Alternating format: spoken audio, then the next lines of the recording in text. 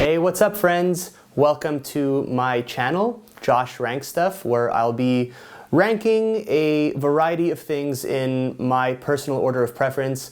It'll mostly be studio albums by bands that I like or bands that I'm going to discover in the future, but who knows, maybe down the road there'll be some other stuff too. But keep in mind, of course, this is by no means an objective ranking or a definitive one. It's really just my own personal taste. So on that note, let's get started with the very first ranking that I'm going to do. And we are going to be ranking the studio albums of my very favorite band of all time, and that is the Offspring. And actually the timing is pretty good because they just put out their most recent album, Supercharged. That was like a month ago. So I've had enough time to let that album marinate, and now I can safely put it into the ranking with the rest of their discography. So on that note, let's get started with my least favorite album at number 11. And the album is 2008's Rise and Fall, Rage and Grace. I've seen a lot of people put this album at number 1, which to me is really baffling, honestly, but I mean, you know, in an interesting way. I think obviously everyone has their own opinion, and that's a beautiful thing. But personally for me, I've never really connected with this album.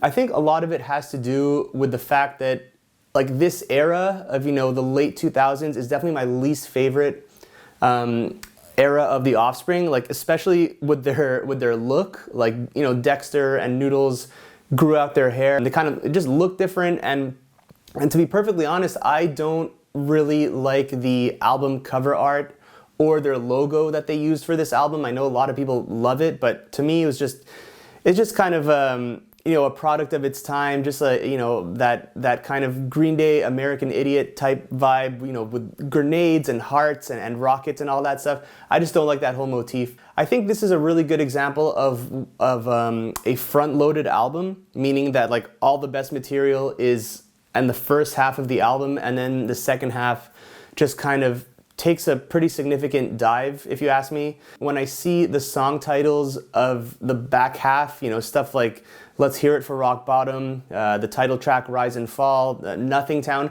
I have to remember, I look at that and I'm like, wait, what is that song again? And I have to listen to it and be like, oh right, it's that one. And I just think that the back half of this album is definitely their most forgettable material that they've ever put out. On that note, the front half is pretty good. I think obviously songs like Hammerhead and Half Truism are really, really solid. Hammerhead in particular is like really one of their best songs that they've ever written, and I really wish they would play it live more. I don't get why they don't, but it's just a really good track, and the rest are pretty good too. I mean, look, just, you know, without going into it much further, just when you put all these things together, it's definitely my least favorite album of theirs. Coming in at number 10.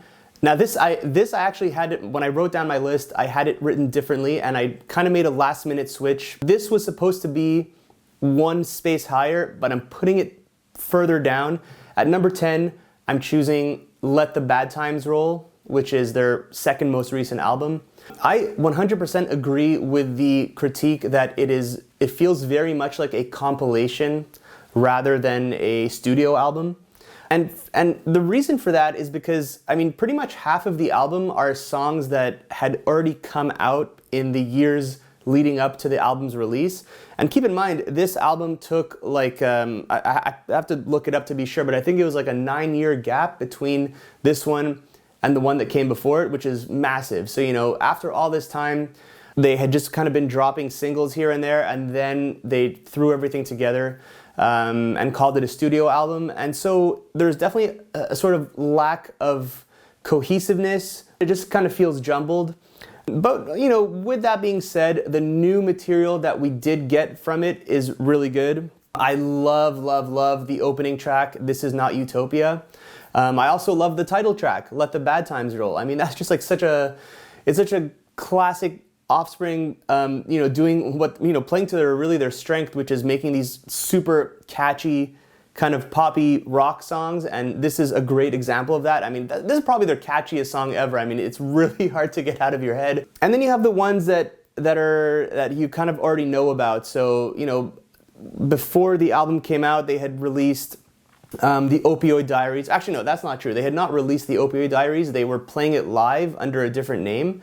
So we kind of already had heard it before. But to be fair, it is a really freaking good song. I think probably it's my second favorite song on that CD. Coming for You also was was something they had released as a single. And but again, I mean, it's a good song. It's just that, like, you know, at the time when the album came out, it didn't have really the excitement. Like, we'd already heard half of this stuff, so we were really only getting like an EP's worth of new songs when we finally did hear the album. And then you have stuff, I think, you know, the cover of the kind of piano cover of Gone Away is super unnecessary. I'm just not a fan of that at all. To me, it's just like, yeah, just kind of something that no one asked for, really. I mean, it's kind of nice, but definitely a major kind of road bump in the album. And then you have in the Hall of the Mountain King, yeah, just kind of a weird interlude, and then to Lullaby as a closer. Just kind of these fluff tracks that you know, there's no content there. But overall, I mean, if I can kind of get past the fact that so much of this had come out before the album was released, it's okay. But yeah, upon listening to it again, it's definitely my second to least favorite, so that's why I'm putting it at number 10. My pick for number 9 is going to be Splinter from 2003. Yeah, this was, like I said, this was kind of, I had flip-flopped this with Let the Bad Times Roll, but listening to them both again, I definitely do prefer Splinter. It's one of those where it's like, I don't think there are any truly standout tracks on this album, as there are on Let the Bad Times Roll. But on Splinter, at least, like, it has a really good flow as an album, and I do appreciate that quite a bit. It's one that I can definitely listen to from beginning to end, but it doesn't have like these really high peaks that I go crazy for, or that or many tracks that I often come back to. One small exception, though, honestly, is the second song, or technically track 3, but the second real song, Long Way Home. I think that one's honestly really good. Definitely my favorite on that album. But yeah, the rest are okay. I like Hit That quite a bit. I think that's a really fun single that they've done.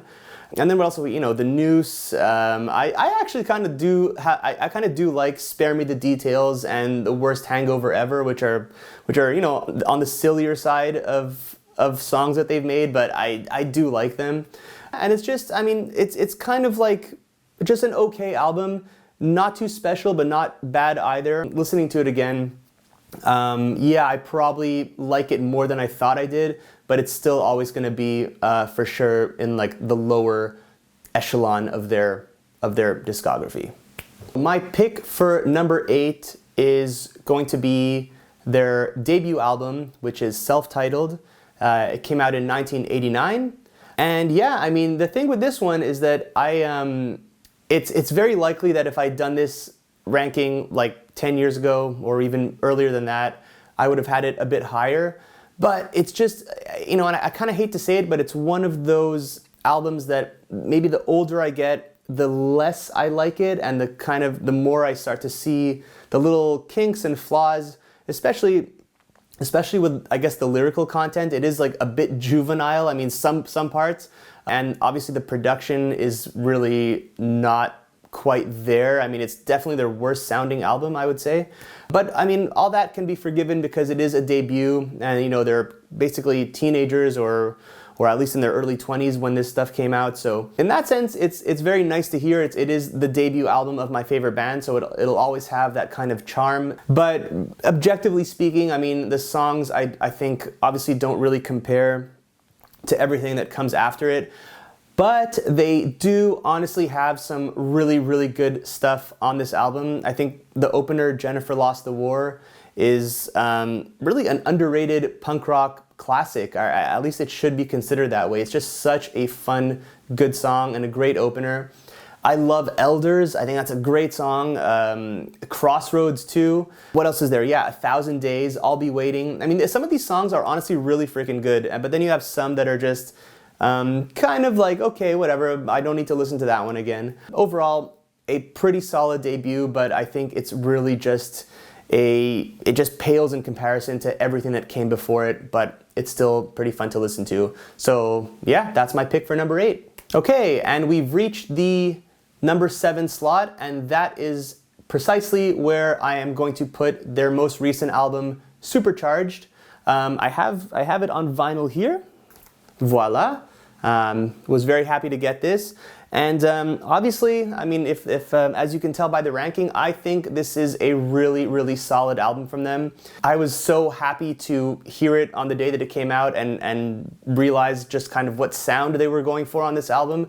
Just, yeah, it's just, the title kind of gives it away. I mean, it's like a super high energy album from them. They don't really have any ballads or kind of the slower meandering tracks that they have on their kind of newer on their newer albums. It's just a fun ride all the way through. I think it's really solid, and the reason I think I ranked it so high is because I don't think I can say this for the stuff that came before it, like Rise and Fall and all that stuff, but the moment I listened to it, I immediately wanted to listen to it again and again and again. I think I've listened to this thing like maybe 10 times since it's come out in its entirety, and it's just fun. I don't know, they seem to have kind of recaptured that sound that they really had, in their heyday. I'm just very kind of proud of them for having put this out, and it's just like a really fun, pleasing release certainly for Offspring fans, but even if this is the first album you've heard by them,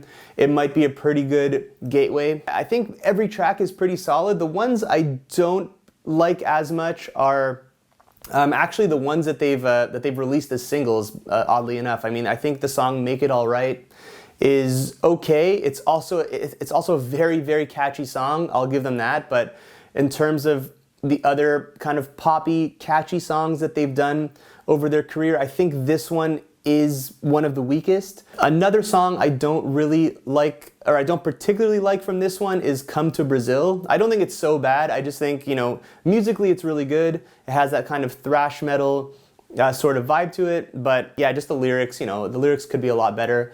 But overall, I mean, the rest of the stuff is really solid. I think the standout tracks on this album are Truth and Fiction. I mean, that's just skate punk. I mean, that's the Offspring in the 90s. I mean, they kind of really just came back to that sound. And definitely my favorite one is Hanging by a Thread. That's just an amazing song, and honestly, probably the best song they've written in the last like 10, 15 years. Very well could be. I think it's just absolutely phenomenal. So yeah, I mean, that's basically my opinion on this album. I do think it's pretty good, or quite good actually, and it is ranked at number 7 for me. So there you go, Supercharged. Coming in at number 6, I'm going with Days Go By from 2012. This might be an unpopular opinion, honestly, but because I've seen from the rankings I've seen everywhere else, a lot of people have this at the bottom, which to me is pretty perplexing. I mean, this cannot be their worst album, but if you believe that, then fair enough. But I genuinely really enjoy this album, especially now that I've kind of given it a re-listen over the past week or so. I like it even more than I remember liking it. So it's just, I think it's honestly great. I mean, there are a couple of tracks on here that I could do without. Namely, the song All I Have Left Is You. That's one that, to be honest, I skip. Yeah, and the other one is the remaking of Dirty Magic.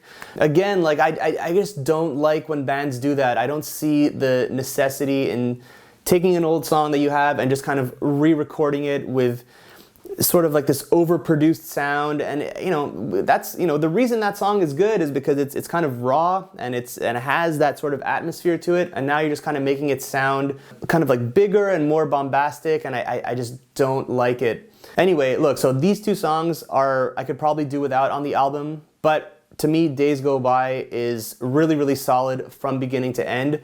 Probably a lot of that has to do with the fact that I'm in the minority of people who really, really enjoys Cruising California.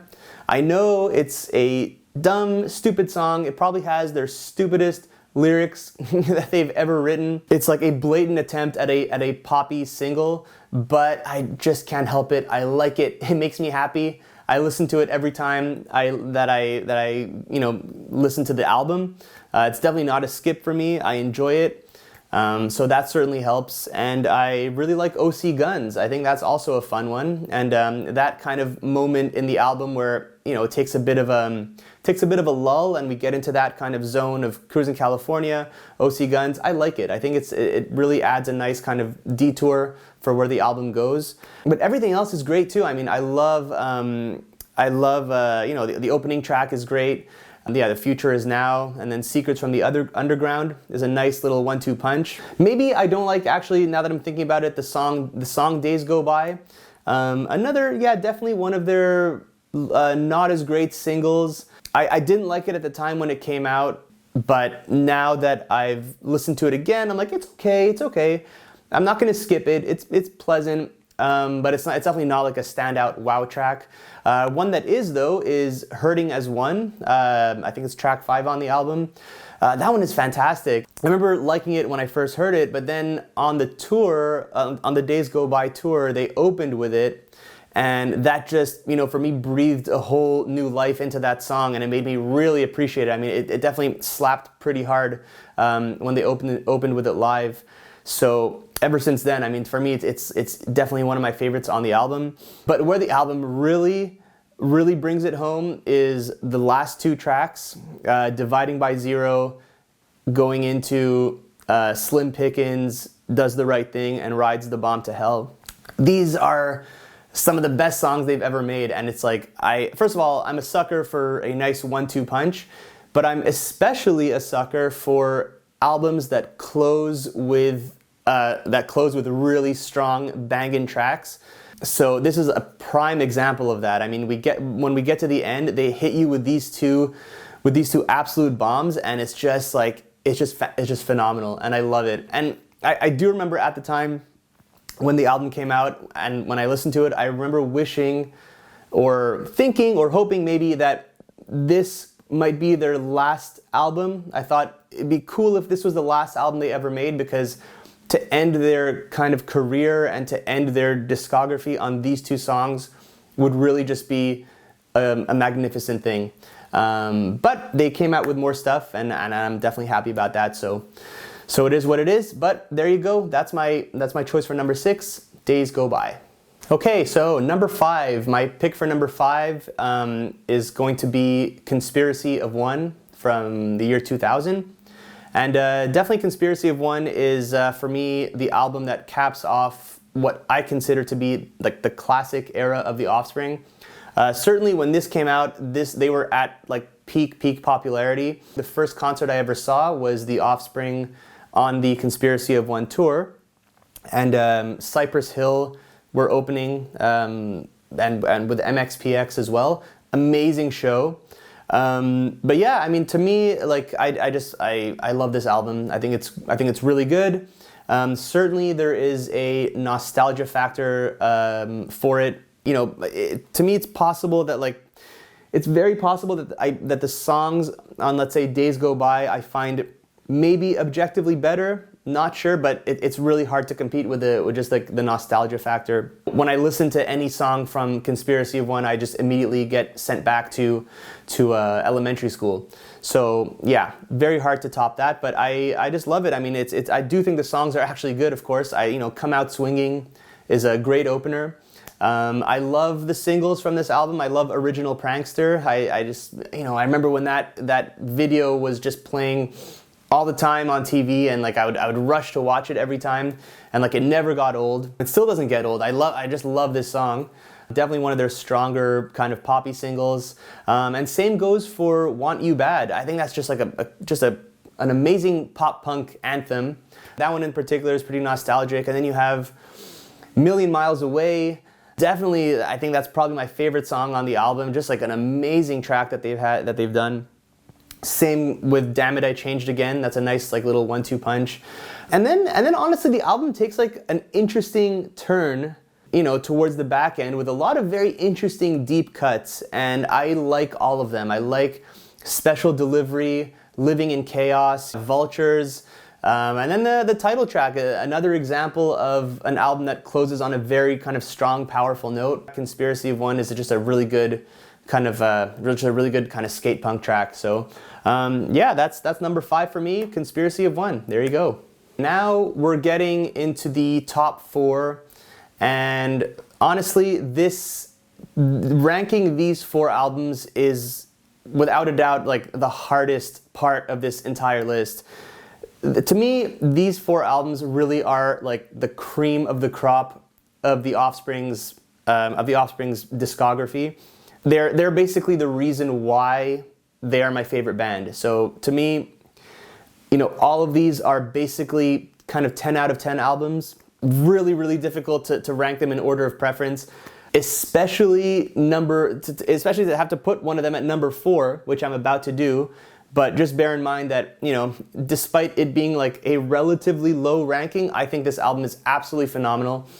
And the one that I'm choosing for number 4 is their second album, Ignition, from 1992. I think this is like a truly exquisite album. I think it's almost underrated. I mean, in like punk rock lore, not too many people talk about it, but I really think it should be up there with the best of the best. I think it's just a skate punk masterpiece, really. Every song on it is absolutely great. From beginning to end, you can just listen to it all the way through, and it's like a total journey, a total trip. And if you haven't heard it, I mean, absolutely go out and get it. It's like, or go out and find it and listen to it. It's just packed to the brim with good material, and it's like, and what I like about it too is that it's such a significant step up from their debut. I mean, their debut is one thing, but everything just gets improved on massively for Ignition.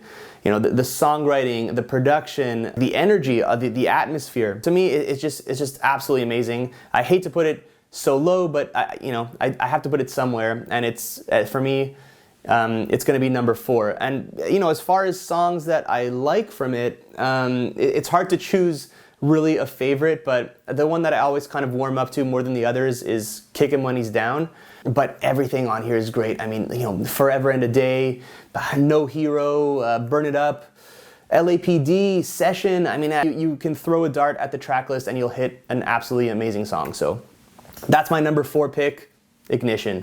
All right, now we're at number 3, and it's just getting harder for me. I mean, I know, especially around here, I've been flip-flopping between 2 and 3. I'm gonna stick with what I originally planned, but I almost was tempted to pull like a literal last-second switcheroo, but I'm just gonna go with what I originally had ranked. So number 3, I'm going with Americana from 1998. It's difficult for me to not even put this at number 1 because probably out of any album in existence, this is the one that has the biggest nostalgia pull for me. This one, when it came out, I was in elementary school and I listened to this all day, every day. I was obsessed with this album when it came out.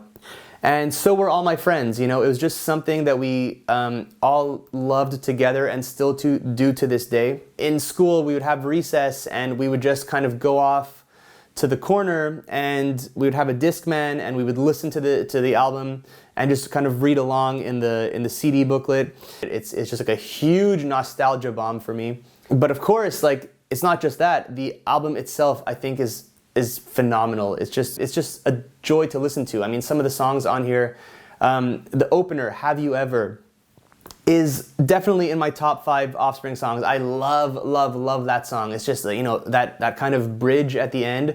Whew, that one gets you in the feels. And speaking of 1-2 punches, the one that comes right after, Staring at the Sun, just another like high energy, high octane, amazing song. And you might have guessed it, but I do freaking love Pretty Fly for a White Guy. I really do. I love it. I always have. And of course, The Kids Aren't Alright, a classic, definitely one of their most famous songs. End of the Line is really good, No Breaks, and another kind of closing out on a banger, but not really, but is Americana, the title track. Yeah, probably after Have You Ever is my second favorite song on the album. And I remember being on Reddit actually recently on the Offspring's subreddit, and there was a question, someone asked like, what is the most Offspringy song that they've ever made? Like which song of theirs sounds the most like them? And I believe Americana was kind of chosen or had the most upvotes anyway as being that pick, and I agree with that. I think it's like a really, really great choice. But man, I adored this album. I highly recommend you listen to it if you haven't. And probably, if you're watching this and you've never heard The Offspring before at all, start with this album. I think it's probably a good pick. So that's my number 3, Americana. Yep. All right, now we're heading towards the top 2, or rather we're in the top 2. So my pick for my second favorite Offspring album, and kind of the one that I almost pulled the last minute switch to be in 3rd place, but I mean, now that we're here, now that I'm about to talk about it, I do think it deserves the number 2 spot. From 1994, Smash. Yeah, I mean, this one, this is an iconic album. I mean, I think personally it's the best straight up punk rock record ever made.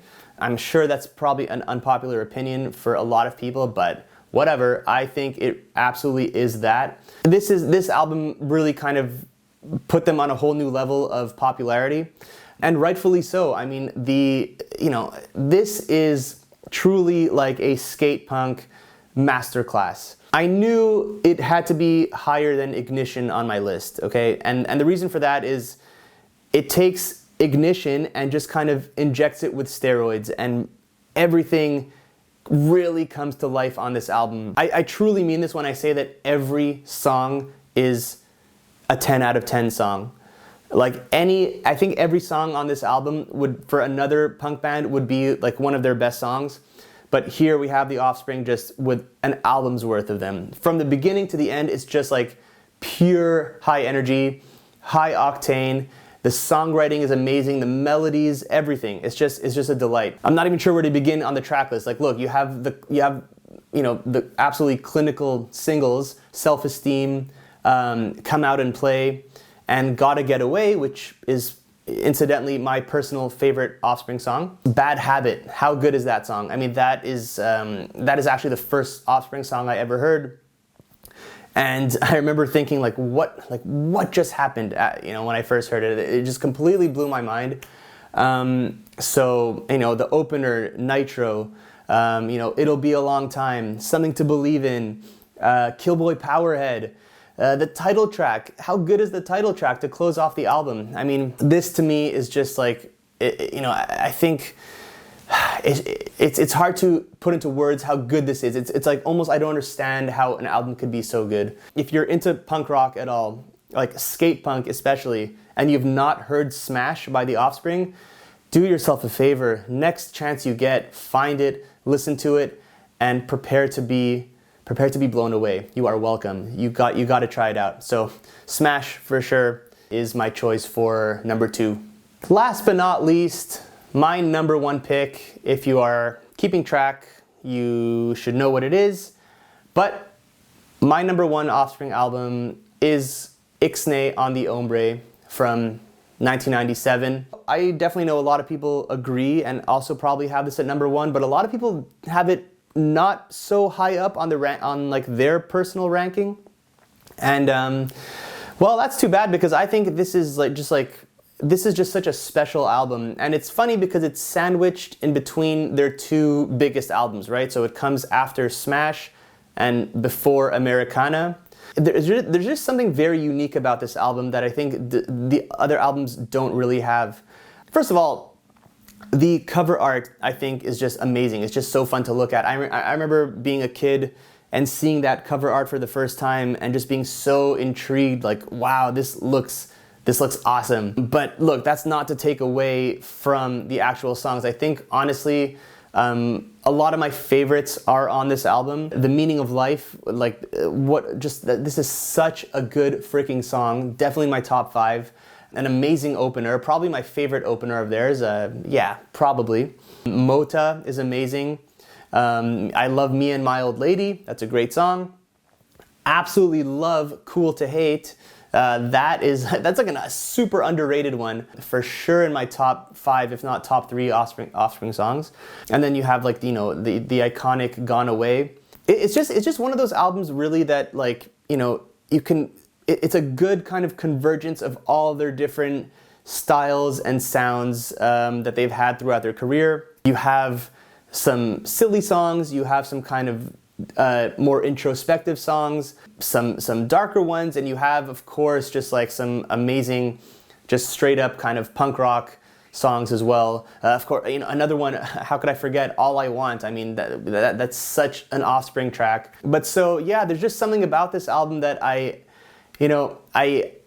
cannot, or rather I keep going back to it. It's just one of those that every time I hear it, as much, even though I've given all this praise to the other ones, like, you know, like Smash and Americana, there's something about Ixnay that I keep coming back to, and every time I hear it, I'm just like, yeah, this is my favorite one. So that's it. That has been my ranking. I'm really curious to know if you agree. If you would like to let me know your ranking, I would absolutely love to look at it. So please feel free to leave a comment and let me know what you think. And if there are any other bands that you would like me to rank in the future, also please don't hesitate. Drop a comment. I would love to consider it. So do that. And I hope you liked the video, and we'll definitely see you next time. So take care.